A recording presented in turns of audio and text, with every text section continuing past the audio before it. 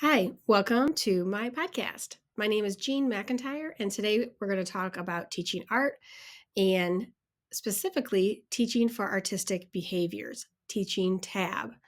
And I want to talk about what TAB is, why I switched from discipline-based art education to TAB, and the transition itself and how I made that transition and flipped my classroom. So let's get into it. Right here on the screen, you're going to see a Peanuts comic that is perfectly explains kind of why I wanted to teach TAB. Um, you can read here that it says, we're supposed to be painting flowers today. The other one said, I don't do flowers. I do underground comics. See?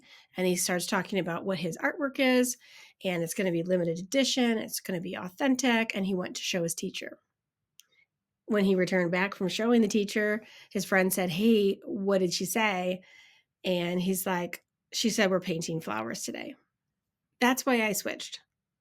Not everybody needs to be doing the same thing at the same time because it's not their idea, it's mine. So here's a little bit about myself. My name is Jean McIntyre, and I went to Bowling Green State University and University of Toledo, and had my master's in art education. I've taught for about 15 years, and about 8 of them have been teaching for artistic behaviors.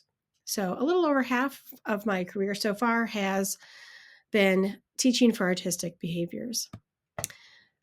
Let's talk about what TAB is. TAB is a nationally recognized and research-based teaching method. So this is not out of the blue. It's been around for probably over 40 years. There is a simple philosophy with TAB. It is, what do artists do? The student is the artist, and the classroom is their studio. It is really that basic. I used to teach discipline-based art education, where it has the components of art production, art history, criticism, and aesthetics. When I was teaching, you can see the examples here. We did some spring rabbits, and we did Pete the cat, and ultimately, all of the projects turn out the same. Even though every child is doing their own, they all kind of look the same. And it's my idea. It's not their idea. Even in these with the Jasper Johns inspired names and the Peter Max inspired hearts, the students enjoyed them, but there was always a time at the end of class when the students would bring me their art and say, hey, can I be done? And that part kind of pierced me constantly. It's like, I want to be done with this project and move on and do what I want to do. And I'm the one who was coming up with the ideas as a teacher. I was like, oh, they're so leveled. We're going to talk about the elements of art. We're going to talk about artists. We're going to talk projection. We're going to talk about, they're going to learn how to fold paper. They're going to learn how to use watercolor. And there's so many layers to my lessons, but it's not what they wanted to create. It's not their own creativity. So they all kind of really looked quite the same. And here's another one. I really worked hard at working on these oil pastel pumpkins in the full moon.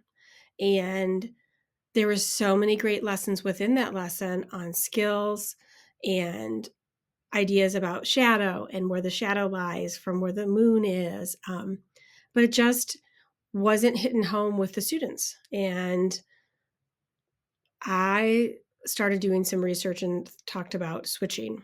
Maybe at the time in the beginning, I didn't know what I was going to switch to. I started to hear about TAB through my local Ohio Art Education Association's yearly conference, and I started hearing about TAB and choice, and those little seeds started to plant themselves in my mind. And here is a really great TEDx, Cindy Foley, and she is from the Columbus Museum of Art and talks about creativity. You can watch that full video in the link below, or to Google Cindy Foley and TEDx Columbus.